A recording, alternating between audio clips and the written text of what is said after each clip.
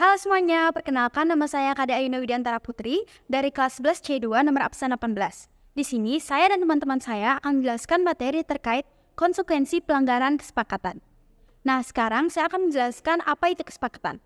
Kalian semua tahu nggak sih apa itu kesepakatan? Nah, kesepakatan atau yang disebut juga pemufakatan dapat diartikan sebagai sikap menyepakati akan satu atau beberapa hal oleh satu pihak dengan pihak lainnya, di mana kesepakatan tersebut dilakukan dalam rangka mencapai suatu tujuan tertentu. Kita biasanya membuat suatu kesepakatan agar dapat mengetahui batasan di antara hak maupun kewajiban dari suatu perjanjian yang telah dibuat.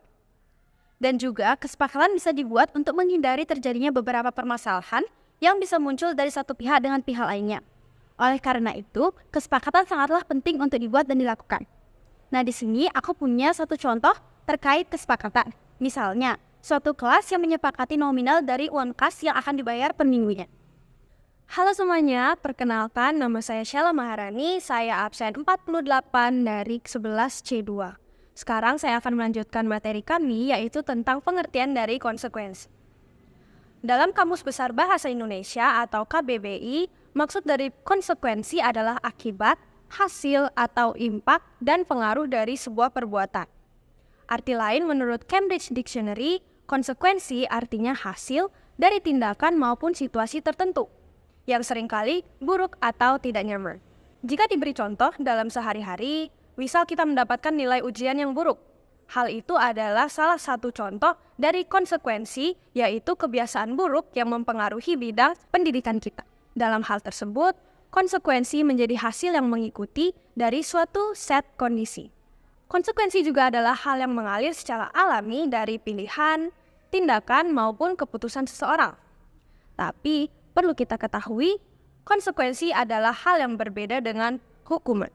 Konsekuensi merupakan akibat langsung dari suatu perbuatan yang kita lakukan, sedangkan hukuman merupakan sesuatu yang dijatuhkan kepada pelaku melalui prosedur keadilan.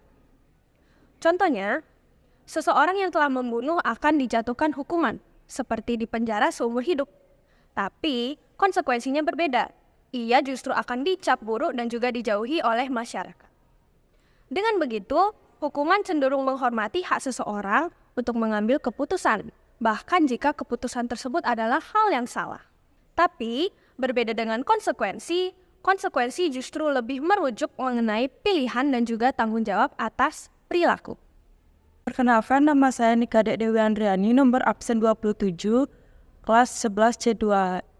Sekarang saya akan menjelaskan materi tentang pengertian pelanggaran. Pelanggaran adalah perilaku yang menyimpang untuk melakukan tindakan menurut kehendak sendiri tanpa memperhatikan peraturan yang telah dibuat. Jenis-jenis pelanggaran yang pertama ada pelanggaran kode etik atau pedoman perilaku hakim. Yang kedua ada penyalahgunaan wewenang atau jabatan. Yang ketiga ada pelanggaran terhadap peraturan disiplin PNS. Yang keempat ada perbuatan tercela. Yang kelima ada pelanggaran hukum acara. Yang keenam ada maladministrasi. Yang ketujuh ada pelayanan publik yang tidak memuaskan. Halo, perkenalkan nama saya Nimade Putri Widiasa Restiani, absen 36, kelas 11 C2. Di sini aku akan mempresentasikan dampak konsekuensi kesepakatan. Dampak konsekuensi kesepakatan itu bisa terjadi akibat melanggar norma dan kesepakatan akan menyebabkan terjadi konflik dan pengecahan dalam masyarakat.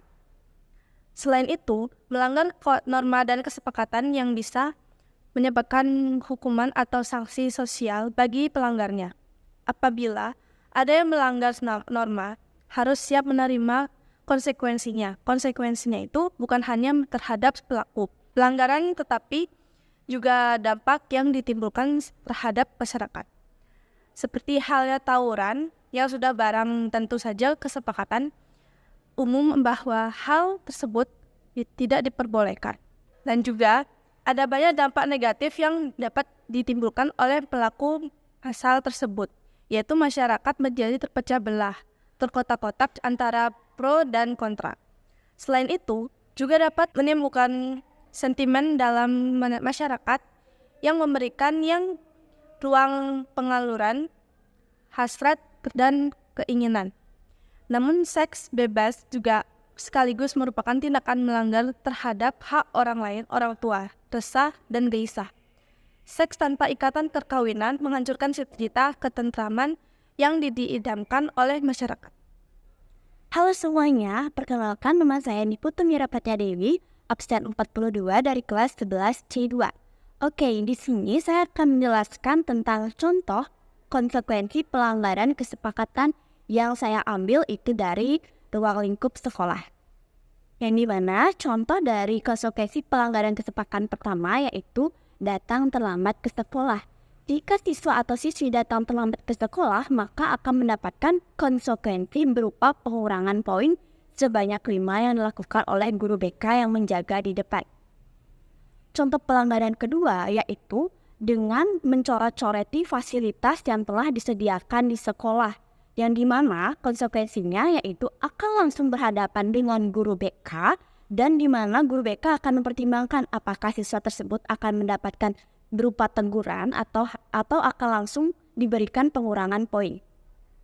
Untuk contoh pelanggaran selanjutnya itu saya ambil di lingkup kelas, yang dimana contohnya saya ambil itu konsekuensi pelanggaran kesepakatan yang telah dibuat oleh kelas 11 C2 yang dimana itu ada siswa-siswi dan juga wali kelasnya, yang dimana contoh pelanggaran pertama itu yaitu tidak membayar uang kas, yang dimana di sini akan dipertimbangkan lagi oleh bendahara kelas dan juga wali kelas dan juga siswa yang telah melanggar kesepakatan tersebut. Contoh pelanggaran kedua yaitu tidak melakukan piket kelas, dan dimana konsekuensi yang kami tulis yaitu dapat berupa denda sebesar Rp5.000 jika tidak melakukan piket. Untuk pelanggaran ketiga, yaitu ada berupa jika siswa atau siswi bermain handphone saat guru sedang menjelaskan atau saat jam mata pelajaran berlangsung, maka tingkat pertama, yaitu siswa atau siswi yang melanggar akan langsung mendapat teguran dari guru tersebut. Nah, jika siswa-siswi tersebut masih saja melakukan pelanggaran, maka akan langsung dilanjutkan ke tingkat konsekuensi kedua, yaitu yang dimana siswa atau siswi tersebut akan langsung mendapatkan pengurangan poin atau langsung diserahkan ke BK dan melakukan perundingan.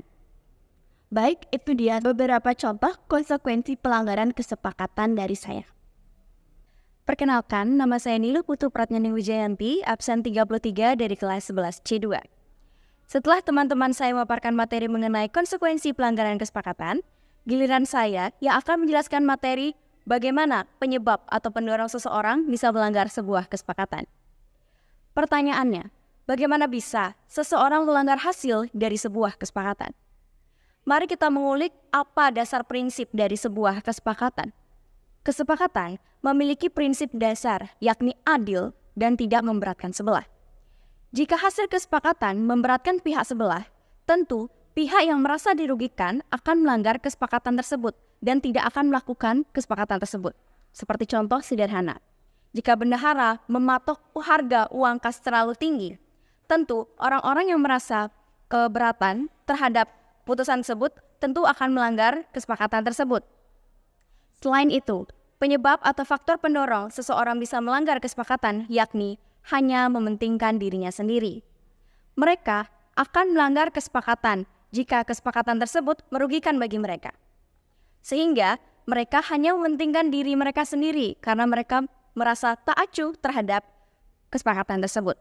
Selain itu, rendahnya kesadaran akan kewajiban membuat individu akan melanggar kesepakatan tersebut.